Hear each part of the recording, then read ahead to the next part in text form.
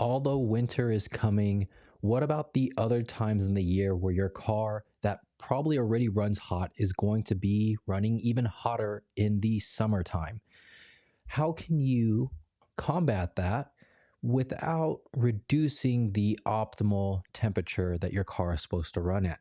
Basically, how do you keep your car cool?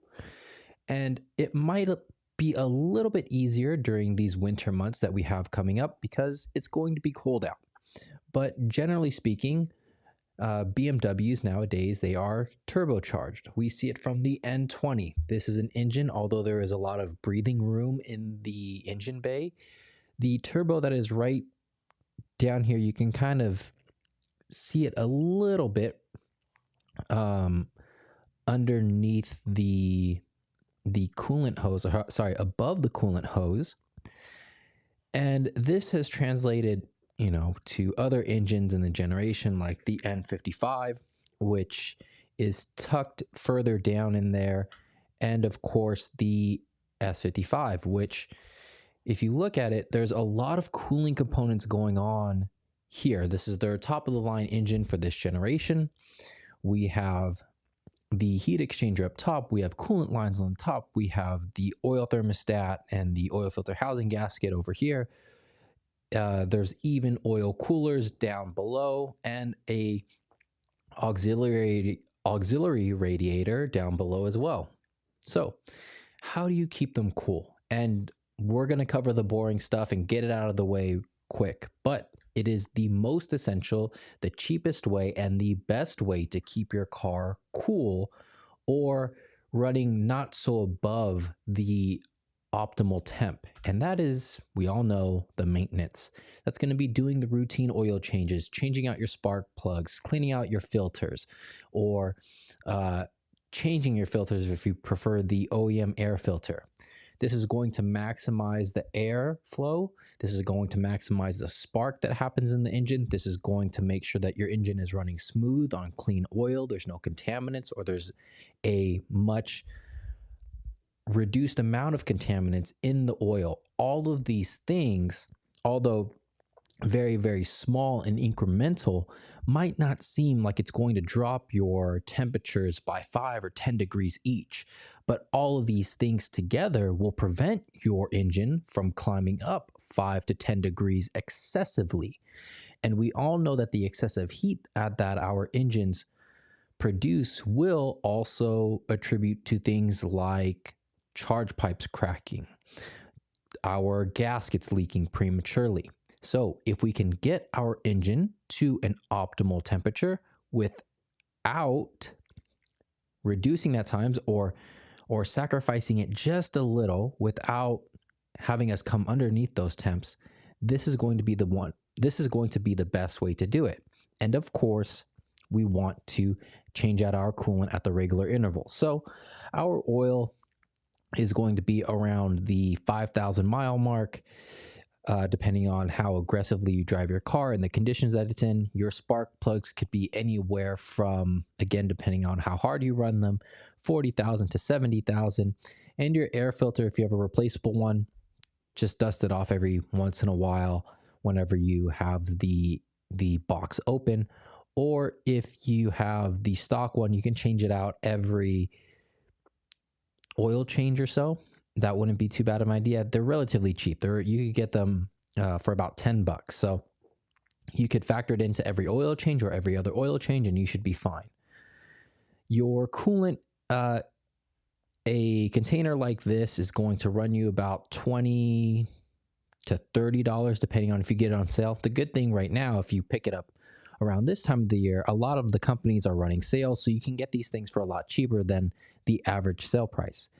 And you should change your coolant around every 60 to 70,000 miles, and same thing goes for the water pump and the thermostat.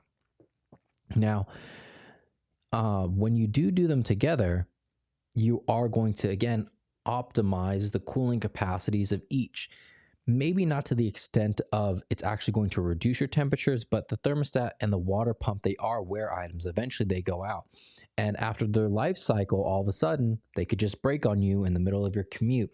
And then we have an issue of the car is unable to cool itself because the coolant is all over the floor now.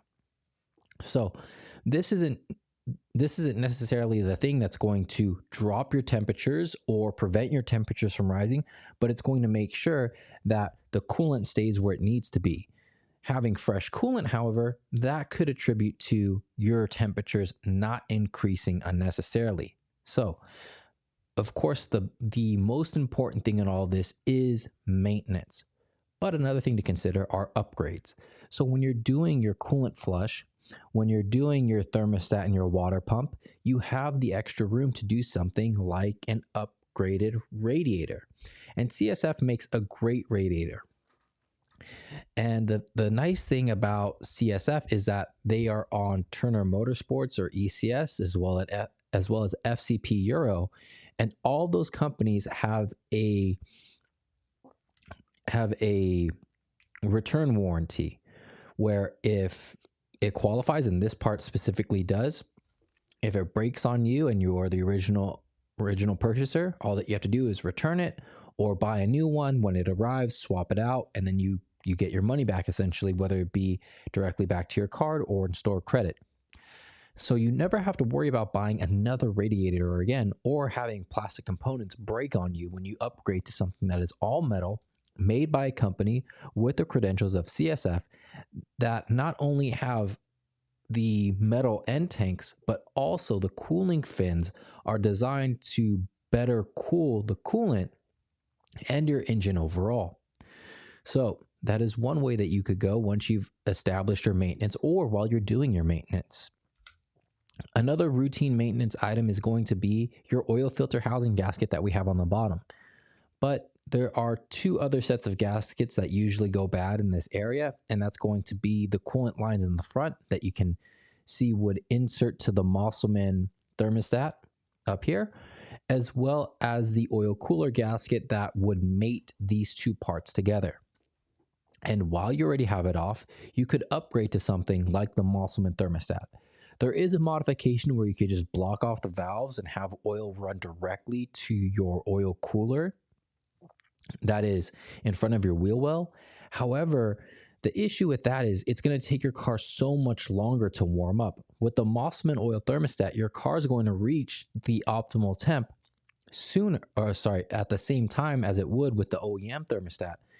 But it's going to open up about 20 degrees sooner to allow that oil flow to the cooler. That way it's going to reduce your overall temperatures or at least have the oil start to cool sooner. So that's going to reduce the stress onto these gaskets once you have replaced them. And now we're getting into some fun modifications here. Now that that's kind of all of the active stuff that you could do, discounting the upgrading the oil cooler, which you can do. Again, CSF makes an oil cooler. I guess I didn't include it here, but let's see here.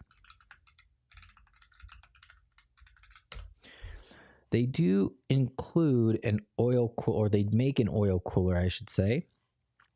And again, it's provided by FCP Euro as well as ECS tuning, and therefore you have your lifetime warranty. So the only issue that I have with this, it's pretty expensive for what it is. Yes, it does have a bigger capacity. Yes, it's plug and play, but there is another one. I think it's made by, let's see here. I think it's made by Evolution Raceworks. Yep. And it's actually, is this one it? Oh, the prices of this one went up. But the difference between these two, and the reason why, even if the price is higher with this, I would prefer it. Again, I would still probably wait for the holiday sales. Is here we're getting a part that's $500. It's a little bit bigger. It's OEM. OEM plus, I should say. Here, this is significantly bigger if you compare the relative surface area. This is bigger, but you're also getting upgraded lines as well. And our cars are approaching at bare minimum 10 years of age. And those are rubber lines. The initial lines that come off of the oil thermostat, yes, those are metal lines, but they feed into rubber lines. that eventually will degrade, that do have these stresses of the heat cycling put upon them for that amount of time. But at least we get upgraded stainless steel lines. And if anything goes wrong, we don't necessarily need OEM lines again. We could go with, upgraded stainless steel lines depending on what you want to do. If you wanted to run upgraded turbos, if you wanted to, track your car, things like that. This is more modular. This is kind of like you have to stick with the OEM components. So you're subject, even if you replace the lines with OEM ones, you're subject to those rubber lines again. My suggestion is if you have $500 to spare on some cooling components, rather than going with this, I would prefer to go, or I would encourage you to go with the radiator first, because this is more in line with the cooling. The Mosselman oil thermostat, it's about $300 to $400 depending on how you spec it out and what car that you have. The GTS hood is the fun one, right? You get the aggressive looks. You get some passive cooling because it's going to act like a vent system. And then as you're driving, it's going to suck air out from this area here, which is right on top of your oil thermostat. So you're going to get some active as well as passive cooling here as well. Plus, you're also going to drop 20 pounds, so it's going to be less of a load on your car. So long as your driving habits remain the same, this should help in your car's ability to cool itself off, because you actually have a port that's designed to vent to atmosphere. And because if your driving habits remain the same, you're reducing the stress on the car's acceleration, braking, and everything else by 20 pounds. So to a certain extent, you can justify that this has form and function involved. But again, this isn't the number one. This is why this makes third on our list. So we've gone to 3. Sorry. This is actually going to be 4. So maintenance, we have at 1. The radiator, we have at 2. The oil thermostat at 3, and this is 4. And again, the reason why I didn't include the oil cooler is because out of the top 5 things, it's not necessarily a while you're there mod. It could replace the hood, right? In all honesty, it could replace the hood, but I did want to include a fun modification here versus everything is like, it's kind of hidden, tucked away. You don't necessarily see it. So just know that I would place the CSF oil cooler right around here. So depending on what you really want out of your car, this could be number 4, or the oil cooler could be number 4. Number 5 up, we have scoops. Now, we talked about this not too long ago, and these are the Velocitech intake scoops. And unless you have the S55, you don't need scoops on both sides. Only one of the scoops are functional in terms of the air intake system. On the N55s, it's going to be on the driver's side. On the N20s and B58s, it's going to be on the passenger side. If you do decide to track your car, Velocitech also creates these ram air intakes here that can also cool this side of the engine, which we'll show in just a second of what it actually the non-intake side is cooling. But essentially what they are is they go inside the radiator duct area in the area where air is designed to feed into the air box.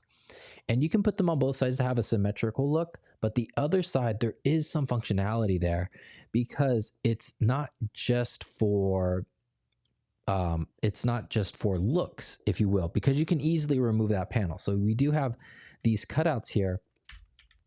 And if we go back to our engines, if you have the S55, it's going to feed into both of these air boxes. If you have the N55, the intake side is going to feed into the air box, but the non-intake side, you can see that the way that the air travels here, it travels underneath where the hood latches are, and then the air would enter the engine bay right where the coolant expansion tank is, And then you also have your oil lines that run from the oil thermostat down to the oil cooler down here as well. So you do have some passive cooling if you decide to open up that duct. And on the N20 here, this actually isn't a very good picture. Let's see if we can open up an N26.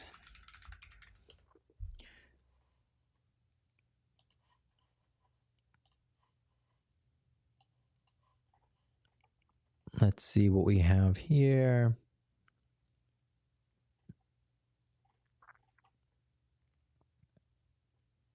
I think that's Euro spec. I can't see. Oh, maybe this is a... So just disregard the intake here, but this actually, it being open up here actually allows us to see things a little bit more clearly here.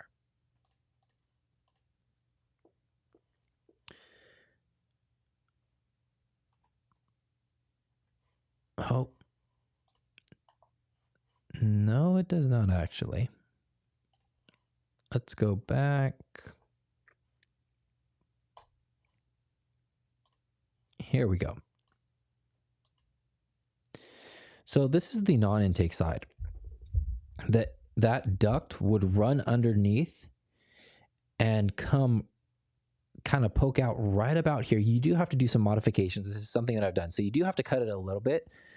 And I do plan to release that video out later this week. So if you want to see exactly how it's done, stay tuned for that video. But essentially the air would enter right around here, hit the, or it would get to right at the bottom of the coolant reservoir, which is where you would want it to go.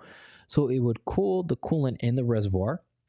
And then it also hits this big open space here where you do have some of your coolant lines. You do have the charge pipe, and you would just get some passive cooling here as well. It doesn't necessarily, like the airflow doesn't necessarily have to hit a specific component as long as there's air that's passing by the engine. It's kind of like wind chill, if you will. So with those scoops, if you design it right, you can get some passive cooling, which is great. But the good thing is that our cars, because the chassis are very similar between like the N55, whether you have a 2 or a 3 series, and the N26, you can adopt the scoops from each. So let me shrink this down here really quick. So the first one up on the left is the N55 intake, and the one on the right is the N20, N26 engine. And this would also double if you had a B58 because the intake is on the passenger side. You can see the parts that we highlighted on the N55 side. It's going to be parts number 12, 13, and 14. Part numbers are all right there. So if you have a B58 or an N26, you can pull these parts from, I would say just pull them from eBay. I picked up my set for like less than 30 bucks. So that's always going to be subject to what you can find at the time, right? But for the N20 and N20, oh sorry, the N26, N20, and B58, you can pick up these 3 parts, and I'll show you right where to cut it. Let me see here.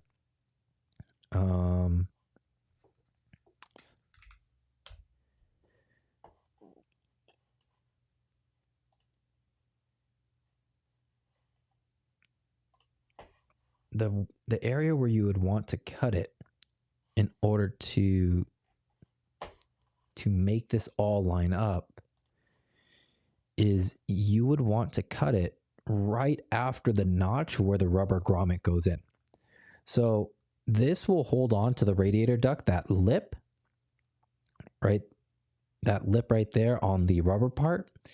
There's a couple of hooks that it will attach to, and there's also an attachment point at the end, right where the bend is. Then you have the plastic duct, and that little component at the top is where you have like a little square rubber grommet that attaches to the chassis, and it hooks in.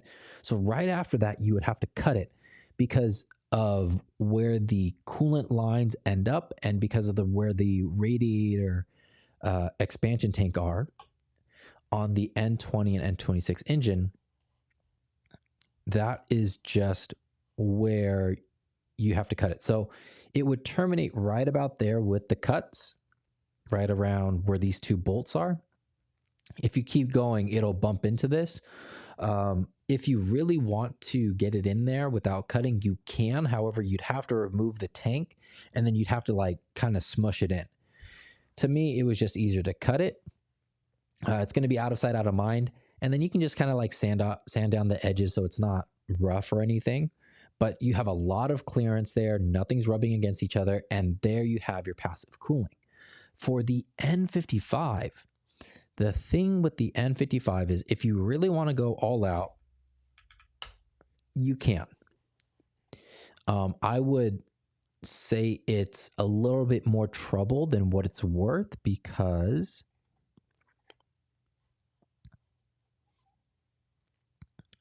let's see if this doesn't really, you have to really look at this one. So right here is our coolant expansion tank. This doesn't necessarily get in the way. It is what's underneath it, and our water pump is right there. So our water pump being right there, and it actually expands into the area where the duct would run. So if I could even find another picture. So maybe you can see it down in there depending on what angle we get, but let's see here. Oop.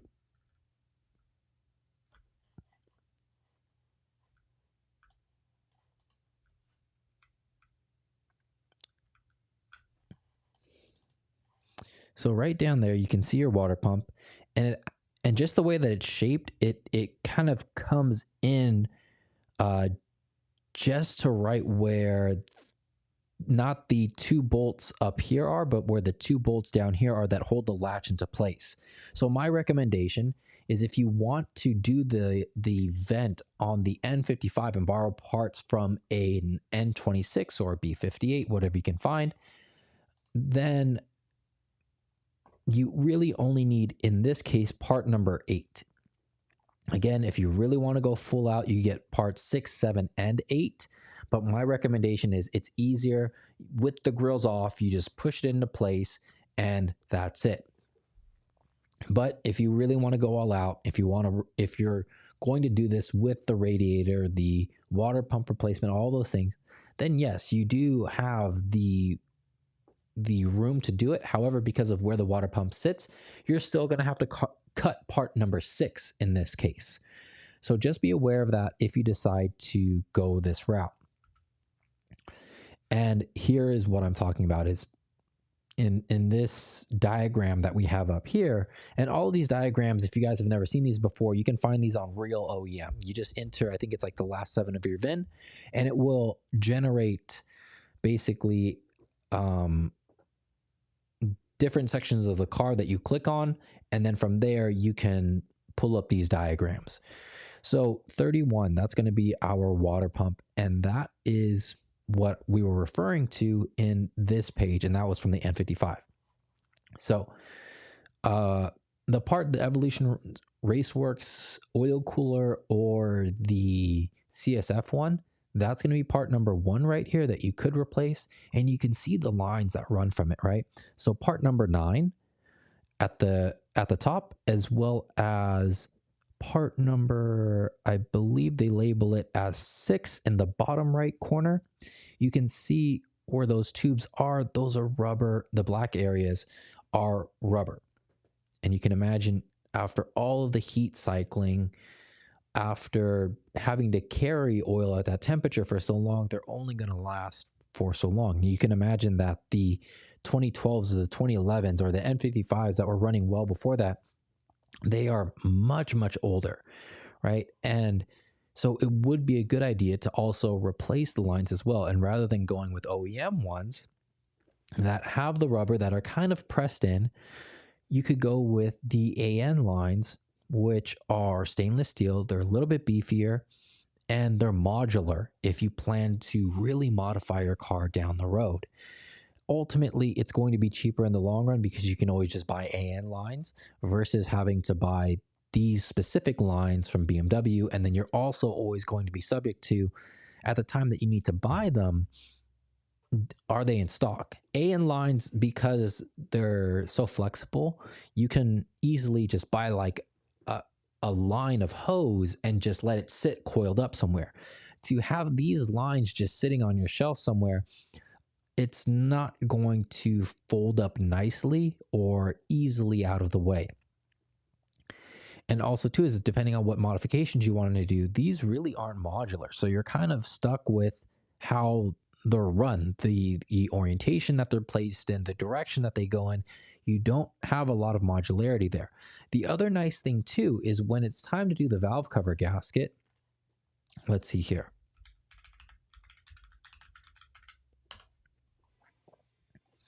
When it's time to do the valve cover gasket, and anybody who's done it, and I'm going to start editing that video soon. Let's see here.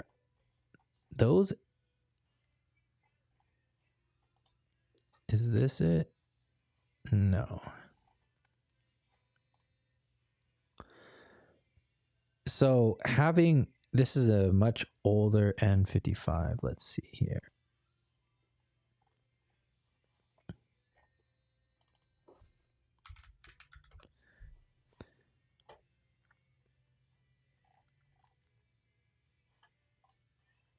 This is a good picture for us to reference. When you're removing the valve cover, you can see that the little notches that the Torx bolts go underneath these lines. And because they're metal, this part, it's so rigid. Even if you undo this, it's still kind of a hassle to get around these lines. It's easier without this 10mm bolt there, but it's still cumbersome. With the AN lines, you can easily just push them out of the way. And knowing that this may be an issue down the line, you could just give yourself an extra, say like inch or two of AN line. And then depending on how you run the line, you can always just move it easily out of the way so it won't get caught. And that you can more easily, I should say, lift up on the valve cover. So that's why I would suggest going with the Evolution Raceworks, because you get those lines as well.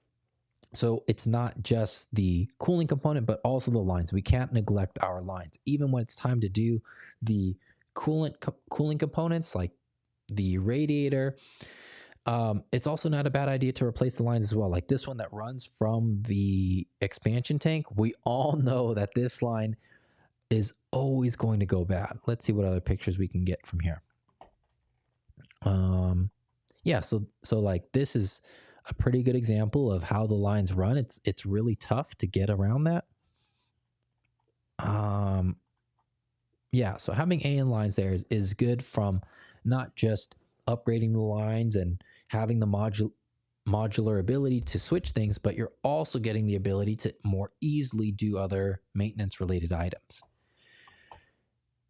So with that, we'll open it up for Q&A at this point. Bruno, hello from Portugal. Hi, how's it going? Thanks for tuning in all the way from Portugal. Greg, good evening. Good evening, Greg. Hope all is well with you.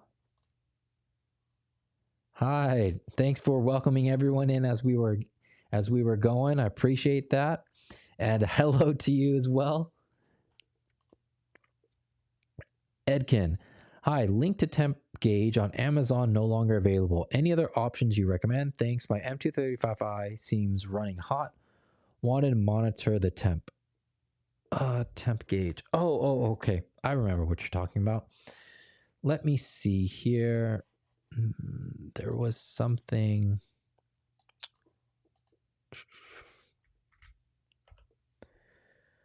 There was an item that I was kind of checking out. I haven't tried it out yet, but it's actually cheaper than that gauge, but it is a little bit bulkier. Let me see here.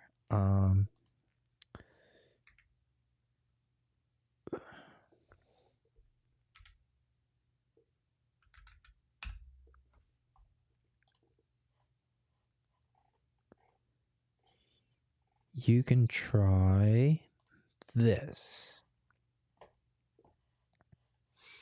I've seen videos on this. I'll include a link that it will allow you to track things like temperature, but it also doubles as like a scan tool. It's not the most powerful thing in the world. It's not like it's bidirectional or anything, or you're going to be able to really change that much. It's basically read codes and clear codes, as well as you can see here, it can also act as a meter as well. So there are some cool settings here. You can also control it through your phone, and they do give you the vent attachment here. So I think that temperature gauge that I was showing before, it's like almost $100. This is $60. Oh, and it's 15% off. So what is that, like an extra $9? So close to after tax is going to be $60.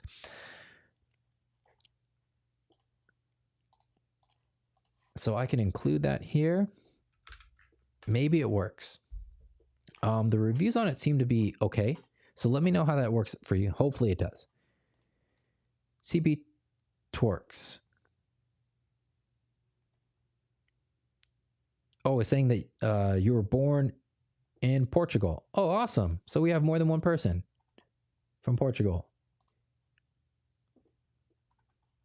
All right. What a coincidence. All right. We got Greg welcoming in everybody. So see, I'm glad that everybody's getting familiar with each other, as well as you as Vidjum. Right on, right on. Hi. Oop. Talking about cooling, I am installing a proper cooling in my N20. N20 does not come with a proper oil cooler. That's correct. Only has heat exchanger, which is not that ideal. Yes, that is absolutely correct. That's one of the reasons why it does run hot. And one of the reasons why Bimmertech, when they launch their tune, or they're going to launch their tune, one of the things that was really at the forefront of their tune was how to reduce engine temperatures while also increasing performance. And one of the ways that they did that was to not make the tune super aggressive, but to make it more responsive, if you will. And by doing so, you get a slight bump in power, but also making the engine more reliable by reducing its temps. US Vidjum, FCP Euro, change fluids, and return the used for credit. Right. Were you the one who gave us the idea that the USPS has the flat rate boxes, so we could just kind of like save stuff up in bulk and then just send it cheaper? That way it doesn't really matter where you live because it's flat rate. That might have been you. Greg, I got the supercharger Y 95% fix. My shop added an extra half a quart of transmission fluid, and I basically don't hear any more whine. Unless I launch the car, then I hear it in first only. Okay. Oh, there's more. Only shop did not charge me for diagnostic, which is good since they did the transmission service last month. Okay, cool. Right on. Yeah. I mean, it's good that a lot of shops do that. Sometimes some of the sketch ones and even the dealerships, they'll double charge you for things. They'll be like, oh, we'll charge you for a service like, you can make it up, like a coolant flush or whatever. And then say, for example, the car runs hot and maybe they didn't add enough. Maybe they didn't bleed it as long as they should have. And then when you bring it back in, they don't necessarily charge you for the coolant or the service again, but they charge you for a diagnostic fee. So I'm glad to hear that your shop didn't do that to you.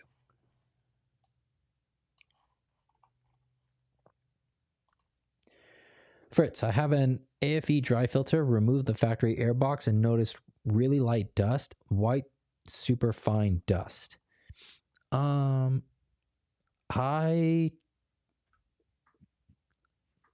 haven't noticed like white dust. There is dust that's going to get in there just because the air is dirty.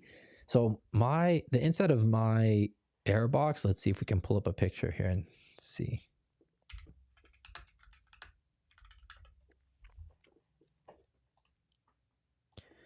It's not super dirty, but it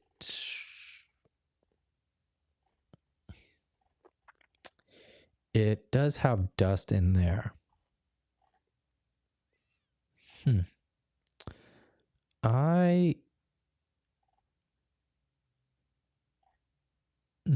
Okay. So this isn't exactly mine, but oh.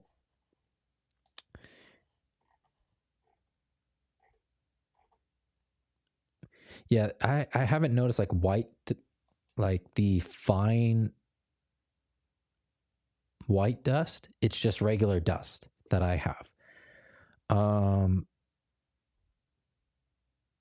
Maybe something, maybe there's like a construction job that you ran past or something. Could that have been it? Right on. And Greg's car is an automatic. Do you live near a bunch of road work? Oh, okay, good. We're thinking the same thing. Here we go. The BMW lifetime fluid. Oh, the coolant. Yeah. So the coolant, they say it's lifetime fluid. But they're saying that the coolant is lifetime for the life of the fluid, which is lifetime. It's garbage. I got my parts standing by for accessory belt tensioner, pulley, and crank guard. Yep. Same. With FCP Euro's warranty process, if you can swing it and you have the space, it's nice to have those parts ready to go. And then as soon as yours go bad, you can send it off, get the store credit, and then just get another one and have it sitting ready to go. No real construction. I know Fritz installed that one. Has me a bit concerned because never had that with the paper filter. I just actually took mine off for the video, not too long ago. Send me a picture. If you can send me a picture on Instagram, I can also crack mine open again and take a picture and show you what I have, and maybe we can figure it out. Greg, I have the AFE dry filter as well. I haven't checked the air box as installed a month ago, but can look in mine too. Yeah, hey, if we can get all of us in there. And then Greg, was it you that said that you DM me on Instagram? For some reason, I looked in the requests and even the regular ones, I scrolled down, I didn't see anything. What's your username on there if that was you? US Fisherman, I installed AFE filter in July, so August, September, October, 3 months. That seems, yeah, I don't know, unless you drove by something, because that's still relatively new. Is there anyone in the chat here with the N20? So, I mean, I have the N26 on my, oh no, the N20 as well on the F30. What's up, Hyde? N55, yep, N55. Greg, so I was told that whomever did the oil change before I bought the car cross-threaded. Oh, my shop used a fresh plug and got it to work, but I'd likely need a new oil pan next time. Workarounds. You can, during the next oil change, you can drill it out, and then you can tap it, but you'll need a plug. So you would need to figure out. So basically, it's like a thread insert, basically, is what you would need. You would drill it so that the hole is smooth. You would drill through it so that the hole is smooth. Then you would go in with a tap, cut the threads so that it's going to be slightly bigger so that it can accept your insert. You would put the insert in with like thread locker. You'd let it cure. And then the inner threads of the insert would be appropriate to your current plug, essentially. I would say set aside a couple of hours. You don't necessarily need a new pan. If you don't like the idea of doing all that, then yes, you do need a new pan. You could also, if you're not married to the OEM plug, you could increase your threads. So if you went up in plug size, you would do the same thing. You would drill all the way through, and then you would tap with a tap that is according to your new plug. So you could do it either two ways. You would need the insert in order to use the OEM plug, or you would just increase the plug size. So let me see.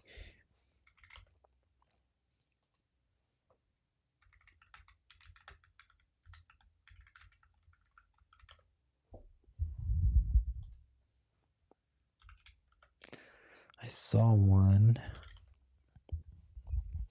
I was actually just about to get one.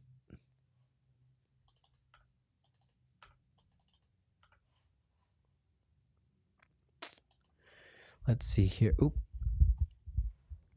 It's not this one, but it's close. I think this is the brand that makes it, though.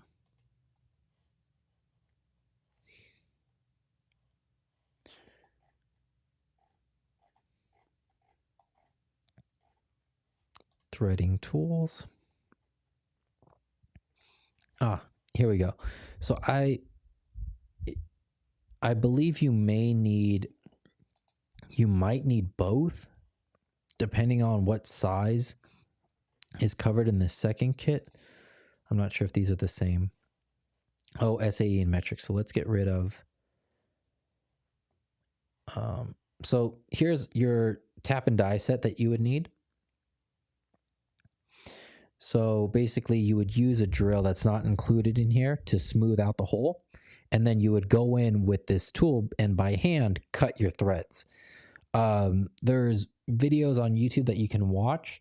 You could also, if Harbor Freight has it on sale, they have a pretty extensive tap and die set as well. It's pretty cheap. And we can look at that in just a second. But this is metric. Okay.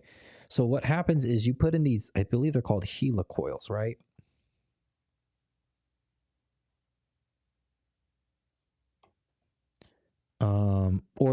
Or inserts, you could call them whatever you want. But essentially what happens is, there we go. Once you cut your threads with the die and the tab, you insert one of these and you can see that they're threaded on one end. You insert them with the tool, and that part that hangs over in the middle is called a tang. You can break off the tang once it's inserted, and because the car is facing downward, it should just fall down. Make sure that that does not get lodged in the engine bay. So the tang is there just so that you can physically hold the insert as it's going in, and then you break it off. They're designed to be broken off before you thread in your actual plug. That's the way to do it. So I'll include both. So let's see here. Let's take a mental note. So this is $33. You can also buy the inserts on their own, right?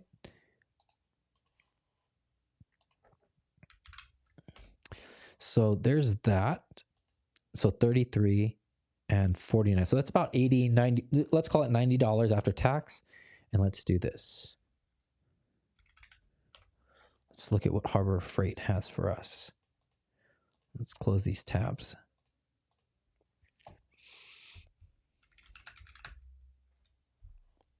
If I'm not mistaken, this is the one. No, that's not it.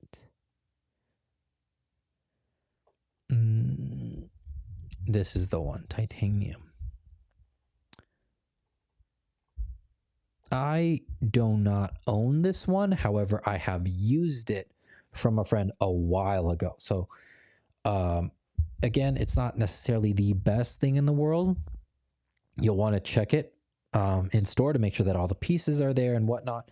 But for the money, it's pretty good. So $90. So I suppose our Amazon option is better if, you know, this should cover you for most of your tap and dies that you need. And then at least with the $90 that we would spend here, you have your inserts, you have, and it really depends. If these taps are what you need, then you only need this. You only need this at $30. And you also get so you get the drill bit that you need to clear the hole, the tap, the tool to insert the insert, and then you're good to go. But if you need more than this, then you would need to pick this up. So I would say that our two options that we went over are pretty good. And it also depends on what you need, right? Maybe Harbor Freight is local to you and all that other stuff. So I'm pretty sure if you look at the layout of this, like let's look at, this is going to be fun. This is going to be fun. Let's look at this one. Wait, that's not.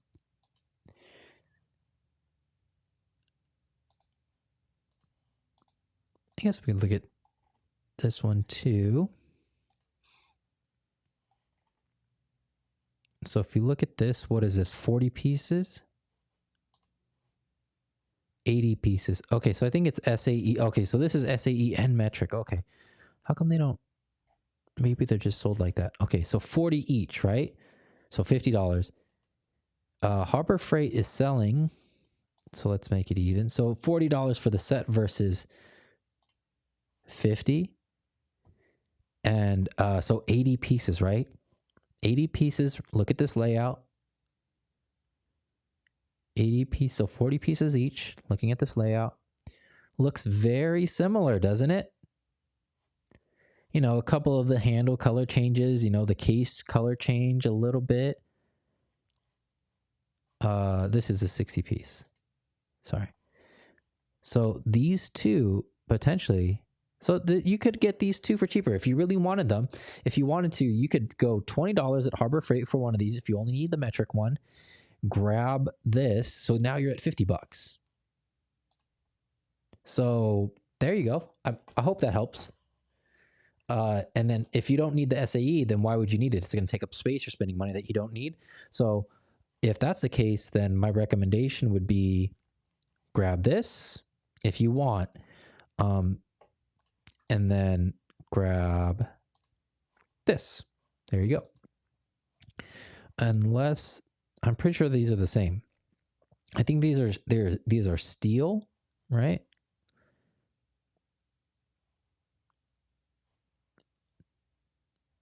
It doesn't say.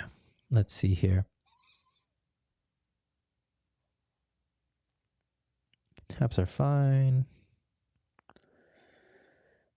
Okay, I can't find it right now, but the reason why I like this one from Harbor Freight is because it's titanium. So it's a slightly better grade of metal. It's a little bit more durable. But if you're not doing it all the time, then our $50 option that we went over earlier is going to be great. Hope that helped.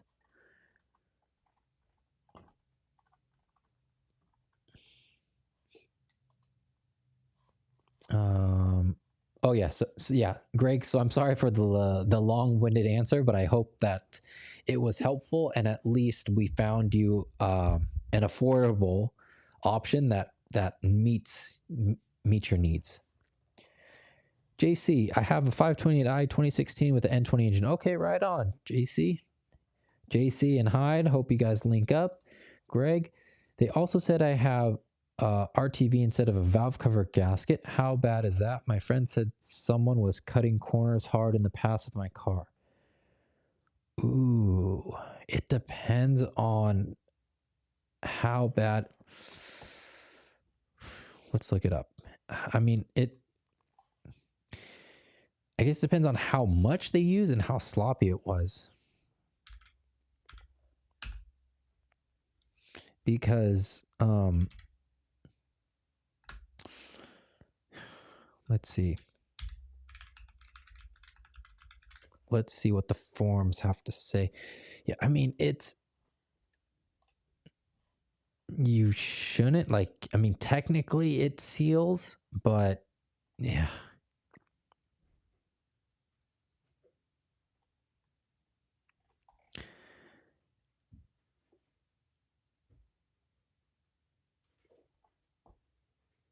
Yeah, a lot of people on forums are saying that it's not a thing.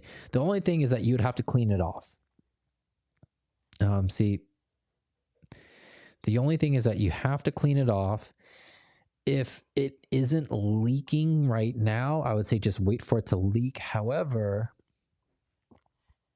we go back to one of my favorite stores.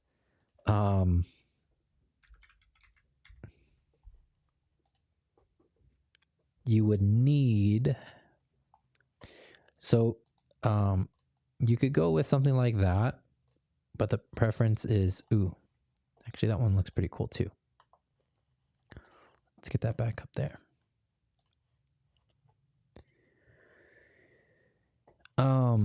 You can use something like this. However, the reviews on this, I've actually was looking into this, aren't so great. Like the angle of approach isn't great, and you wouldn't use the razor blades. You would use plastic razor blades.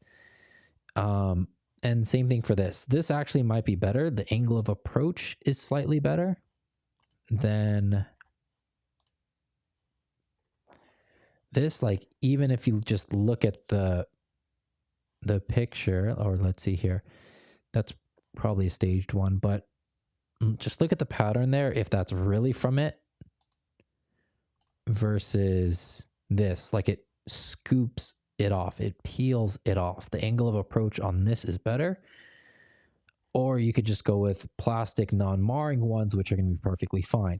And what you would want are going to be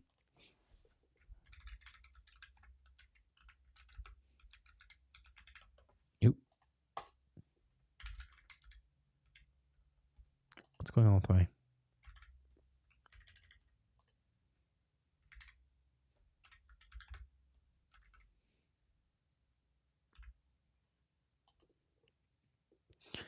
you would just want something like this.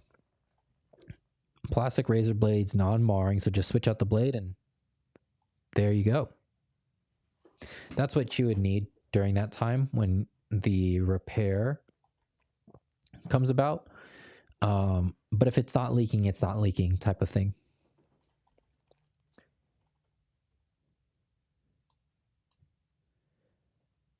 All right. Oh, hi. So you're excited for the cooler, I'm assuming? Yeah, let me know how that goes. Right on. Oh no, you guys couldn't link up. That's all right. US Vidya. I had to use a bigger oil drain plug on a Civic before. If it's not leaking, I wouldn't worry. Gasket is cheap. RTV is for Civics, not Beamers. Okay. Yeah.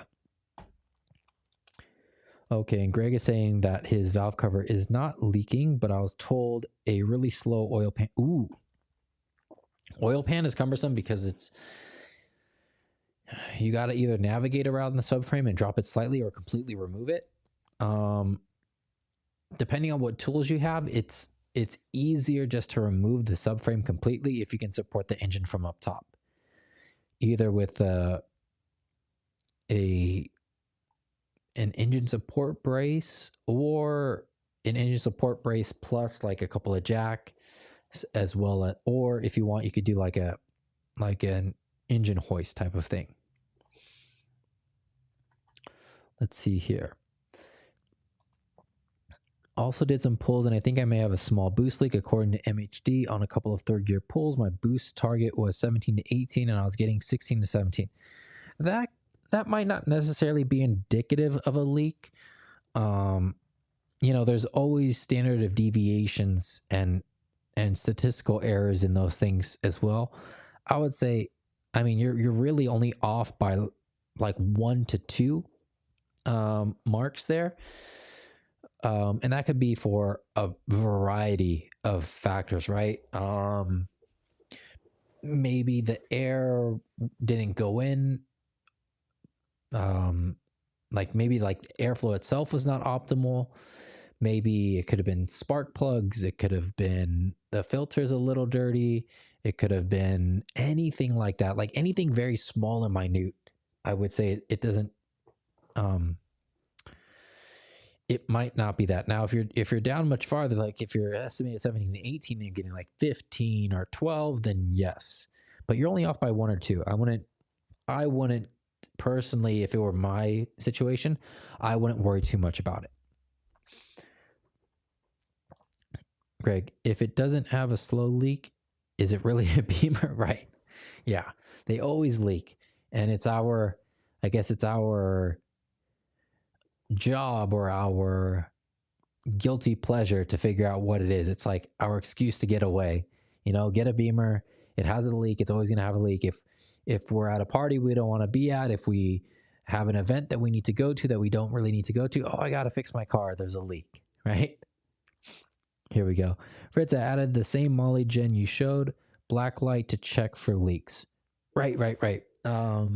So Molly Gen, the green additive in there, for those of you who don't know, if you take a black light and then as you're running the car for the first time, you can shine a light. And if you have like any like UV detection there, that's indicative of an oil leak. Now, it doesn't happen all the time. Like if the engine is towards the end of its life, you might not really get that. So try to do it towards the beginning of your oil's life cycle. And that's a good way to detect leaks. Let's see here. Flat rate box, around $22 returned, 7 liters, and an oil filter last time. Okay, so it was you. Right on. Thank you for that. Yeah, I was like, it might depend on where you live, but $22. So even if your oil is, let's say it's $50, what oil change are you going to get for $22? Oil change and a filter that you're going to get for $22. So effectively, you're getting it for less than 50% off because the filter's in there as well. Say Pilar. MHD water pump tuned helps a lot in lowering temps by 20 degrees. Okay, right on. Thanks for sharing that. So it looks like not just BimmerTech, but MHD also took that into consideration as well. Greg, a buddy that works at a local shop said BMW knew cross-threading was a common issue, so they made a tap set specialty for the X5 that doesn't leave threads / metal shavings. He said $500 for job / oil change. Up to you. I guess it's your call. If you feel handy, you could do it yourself. If you're doing it from underneath, there's really almost no risk of a leak, of shavings getting in, because when you thread, you kind of turn it a couple of times and then you back out because you have to break the shavings off, and then you go a couple more times and you break the shavings off. But basically in the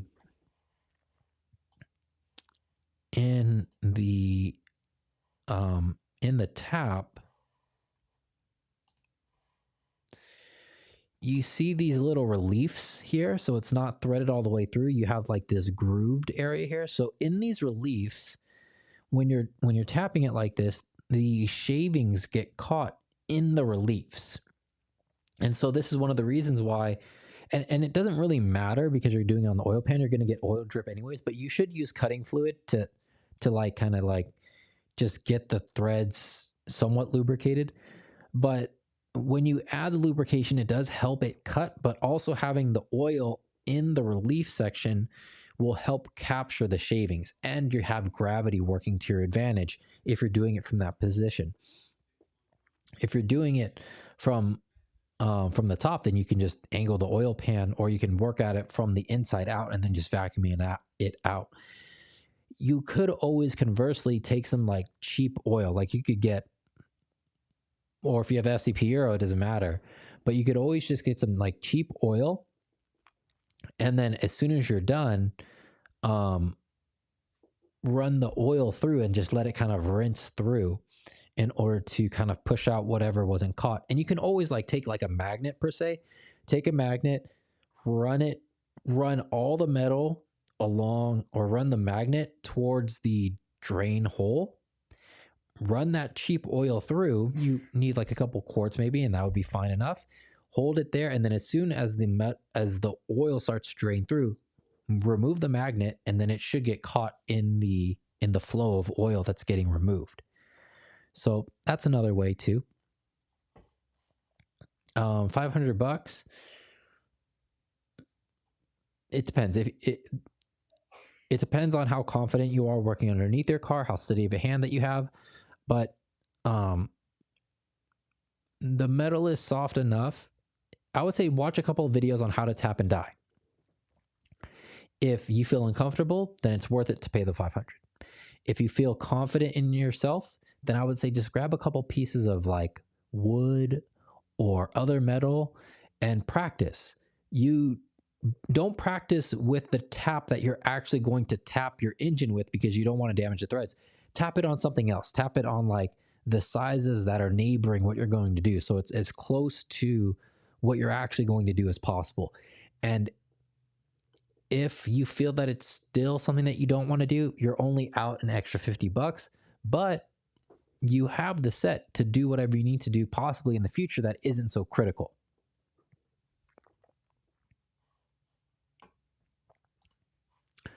Yeah, so the oil that I use is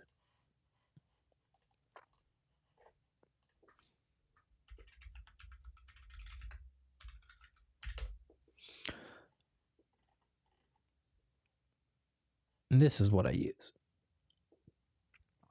A little bit of this stuff goes a long way. If you guys watch my video on the fender roll, when I had to cut the bigger holes in the fender roller to accept the studs, this is what I used.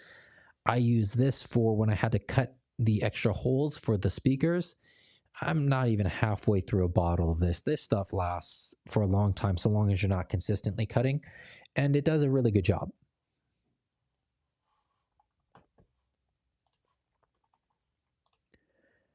Greg's comment about boost versus target, I think that is close. Mine are never exact. I need to do some pulls. Okay, cool. So at least I'm not the only one considering that. If a valve cover gasket kit is only $35, why would someone put RTV there? And yeah, no leaks right now. Well, the gasket is about $50. So I guess if you really wanted to nitpick, I guess it's an extra $15 they didn't want to save. And technically, I don't know. I don't know the answer to that. It could have been that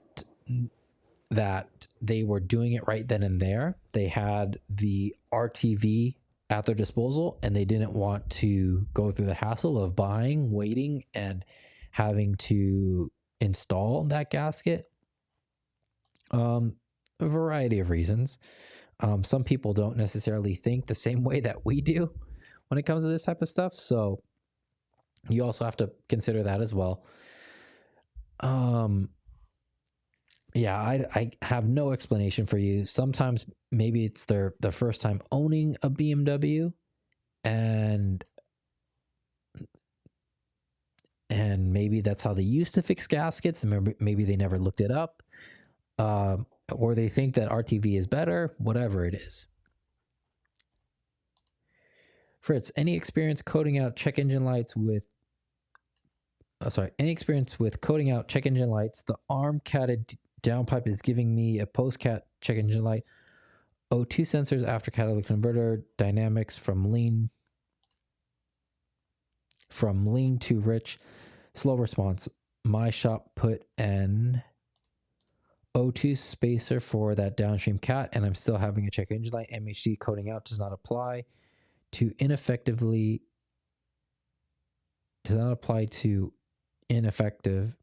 inefficiency apparently, and support said O2 sensor should be installed in stock position without spacers. Yes, so currently mine is in the stock position, no spacers. BM3, I coated it out, no issues. You can try running it with Bimmertech and see if that helps in expert mode. I haven't done that. I just ran it through Bimmertech. So it could be an issue of the spacer is messing with the coating out portion from MHD. You could try removing it and see if that helps. But you shouldn't need both, is what I'm saying. ARM recommends moving the O2 spacer thread slightly out/back off distance from O2 sensor to downpipe post-cat insert. Any ideas? I would say, yeah, try just removing it entirely and see if that helps. If not, then you can play with the distance of it. just because that's how I run it. That's what I would say to try. But anybody else who has MHD, do you have any recommendations for Greg? That is to say, increase the distance from the pipe, right? From pipe to O2 sensor by unscrewing it halfway a turn or two to fine tune the new downstream O2 sensor location. It shouldn't, like, the downstream, I don't necessarily understand, is the downstream, technically you're coding out the downstream O2 sensor. The inefficiency would be detected by the pre-O2 sensor. So running a spacer, or let me see.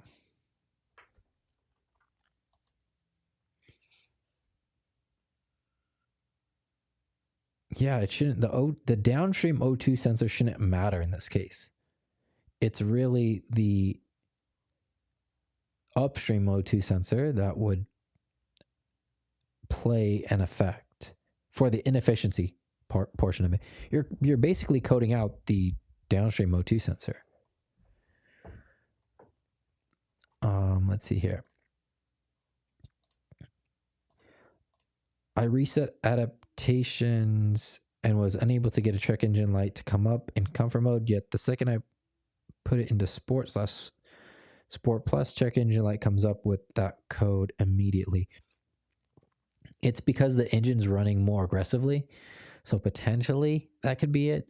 You're getting more combustion. You're getting a more efficient combustion to a certain extent. So you're getting more of the waste products that are associated with the combustion. That's what it would be detecting. So that's kind of an alignment, but we have Soul Slinger. He's an expert here. Maybe if my train of thought is wrong on this one, please let me know. What's up? Working late, no rest for the wicked. Oh, okay. That's all right, man. It's good to have you here. And I did watch your video that you sent me on the M2. I'm so sorry. When I watched it, I just realized I got sidetracked with something else. But I started looking up specs on the F87 M2, because at the end of that video, he was saying, if I'm not mistaken, that he liked the F87 more, but it's only because it had more mods on it. And so I started looking into the specs of it. The looks of the new M2 are starting to grow on me.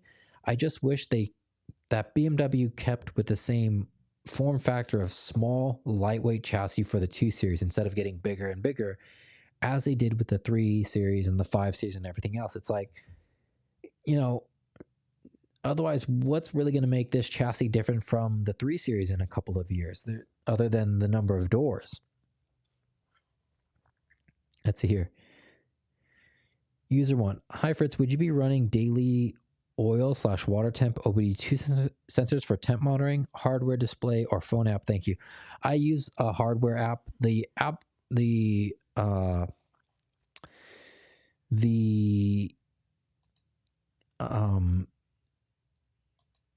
monitor that I use is actually sold out, apparently. Let me see if I can find it. And it is.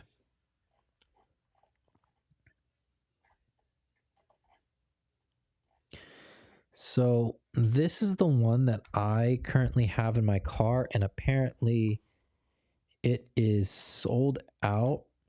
And the reason why I went with this is because it's like a third of the price of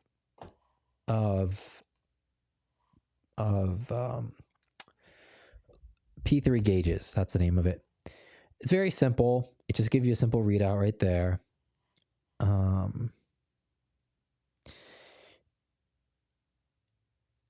And I just hold it up by double-sided tape. So here's all that it can do. I'm not sure when they'll get it back on.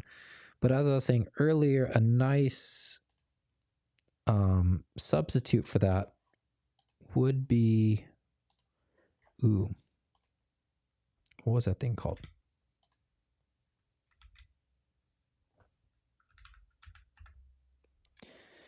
think that's the one. This is much bulkier, but it also doubles as a scan tool, and it's almost half the price of the one that I currently have. The only thing is that you just would want to hide it so that nobody breaks into your cars and takes it. Like the other one, it's so small, like you can just leave it wherever. And when it turns off, it turns off. Like there's no other buttons or anything. It doesn't look like a device or anything.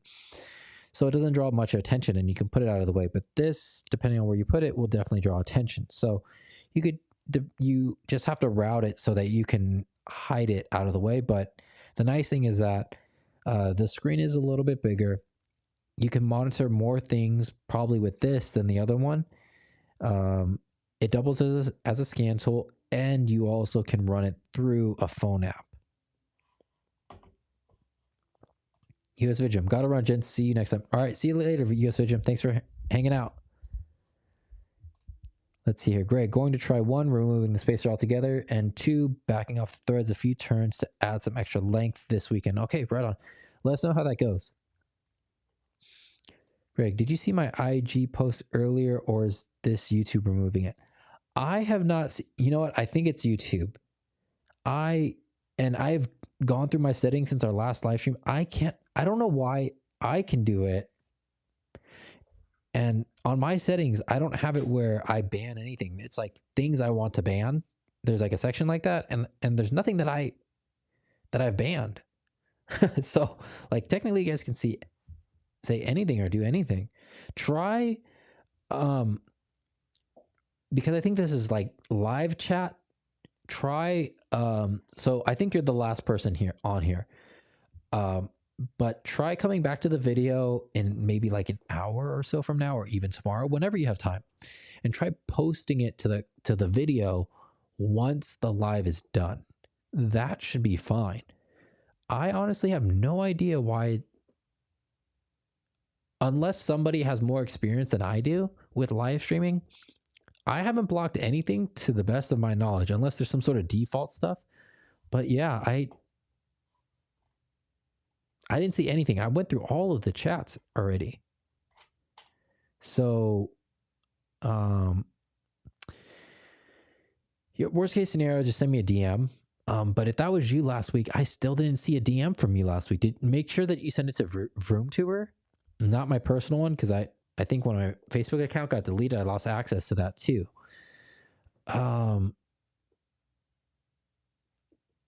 Yeah, I haven't tried to ban anything, and I don't want to. I want everyone to share their links and whatever you got. I'm open to it. But it seems like that's it for now, Greg. I'll try to work on this one. I'm sorry about that, buddy. If there's nothing else, I hope all of you have... Oh, nope. Here we go. IG below. Greg. Okay. You know what? This came through. Okay. Let me look for that. I'll send you a DM right after this. Right on. Thanks for sharing that. So if that is it, and it is not, Soul Slinger has been up since 2:30 a.m. His brain is fried from work. Coming in late, I can only hypothesize why the check engine light comes on in sport mode.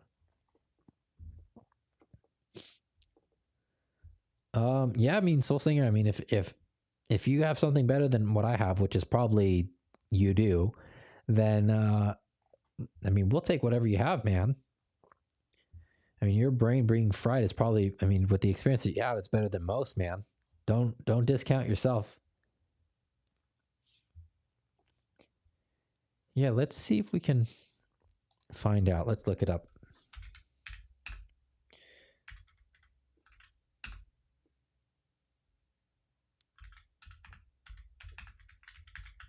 I don't know. I just typed in a bunch of keywords. Does MHD remove cat efficiency check engine light? No, MHD will remove the code, but not show them as ready. Some states will allow 1 or 2 months to not be ready, and you can pass emissions.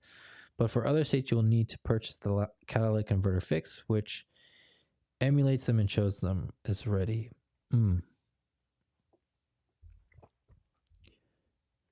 Sure. Let's see what Soul Slinger has to say for now.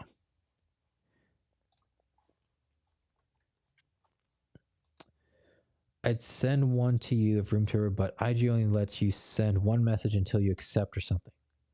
It's so weird. I didn't see that. Engine management is changing the fuel air ratio. Okay, yep, that's kind of what I was thinking. All right, well, at least I'm not the only one thinking that. User one, awesome stream, Fritz. Thanks for the awesome talks. No problem. Happy to help. If there's anything else that you want us to cover or a specific question, just let me know. You can let me know here or send me a DM. Happy to help. Soul Singer. Okay, so Soul Singer is getting nerdy with us now. So opening valves longer, right on. O2 sensors are programmed to compensate voltage levels. Let's see here. Thanks for all your inputs, Fritz. Tapping may be the way to go. Oh, for the oil pan, right on. Let's see, Wesley. Valves won't be opened longer. Maybe different ignition, more aggressive. And he's also saying that it's fuel settings. And then Soul Singer is saying, is it VVT? Sorry. Oh, and here's the specs for Greg. Oh, I'll let you guys just go at it then. Yeah, let's see what else we can find on forums. For Sage, we'll shadow the code so there isn't a light on the dashboard. Okay, yeah, so that's what I was thinking. Generally speaking, MHD will get rid of the O2 sensor, check engine light. Sometimes you can get check engine lights. There are ways to remedy this phenomenon. One, you can reset the pre and post O2 sensors in MHD. 2, you can replace all 4 O2 sensors. 3, sometimes the program is with the seals. Seals meaning the turbo seals between the downpipe and turbo, or the gaskets where the midpipe and downpipe meet. So you have to change them and make sure the downpipes are clocked right, and there is as much of an airtight seal as possible. This takes patience and knowing how to line them up. Oh, I guess you would need like a smoker for that. Huh. Variable valve timing will change its performance to be more aggressive. Yeah, that's probably what I'm assuming. So it's pre, so I mean that thing that we just read on forums, I can't see the seals being the issue, because if the seals are the issue, you would get that no matter what mode that you're in. So you could displace the third solution.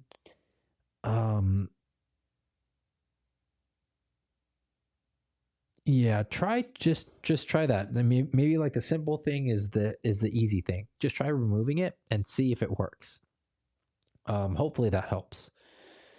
But yeah, I can see why, like what Soul Singer is saying, that the engine is running more aggressively. And Wesley also commented that it could be the fuel settings as well when you are in the more aggressive mode that's causing the light to go off. And it's also like it's going off, you have the spacer there, and maybe the spacer and the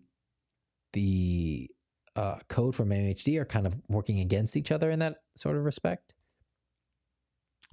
Fritz, I'm wondering if, like you said, either put O2 sensor in stock location or use the O2 sensor spacer. I guess to limit the variables, go with the stock position first and see what happens. Stock position with the MHD coding it out, see what happens. And then you could try it with the spacer without MHD and then see what happens. Because the issue that you have right now is that you have the spacer and you have it coded out. So obviously both together aren't working. I guess probably just one or the other would be sufficient. I don't get a check engine light until they did the downpipe. Now disturbing an O2 sensor with 70,000 miles may be acting weird now. And Soul Singer saying go stock locations. There's a lot of variables. And Greg is saying, a guy I met at a grocery store with the 135i and 255 said his VRSF catless O2 sensor downstream is in stock location and no check engine. Yeah. So I'm pretty much the same situation. If you're going to change the downstream O2 sensor and you're going, so basically, I understand what you're saying. You're concerned that you're messing with it. However, you're changing a sensor that you're going to code out anyways, so it doesn't really matter. If your upstream O2 sensor is fine in its position and there's no spacer, it's in its stock location, then you shouldn't have anything to worry about because you're going to code out that sensor anyways. Let's see here. Now, catless versus sport downpipe, I don't know, but thanks for your input, gents. Yeah, no problem, man. I run catless. A lot of people say like the N55 isn't there's not much of a performance benefit if you go high flow cats. It's either you go high flow cats because you don't want the issues like when it comes time to smog the car, but if you want performance, it's either you stick with your OEM cats or you just go downpipe. I've kind of liked having a downpipe, catless downpipe, just because it sounds a little bit better. The performance you can tell. High flow cats, I can imagine, and honestly, with the catless downpipe, the performance gain, it's noticeable. It's not like, oh my god, it's life changing. So I can only imagine what it would be like if it was high flow cats. Everything is more linear. It's a little bit better, but it's not like, oh my goodness, it's so much different now. If that was the case, then yes, high flow cats would be a good option, but it's not. But again, it's really kind of like what you're willing to put up with when it's time to smog the car, if you have to deal with that. So I hope that helps. But I would never go against what Soul Slinger is saying. So yeah, if you want, try going into stock locations. Soul Slinger, thanks for chiming in. I'm not going to hold you up too much longer. I hope that you get some rest. You definitely deserve it. Thank you everybody who's hanging out. I hope all of you have a good rest of your day, good evening, and enjoy the rest of your week. And I'll see you next Tuesday.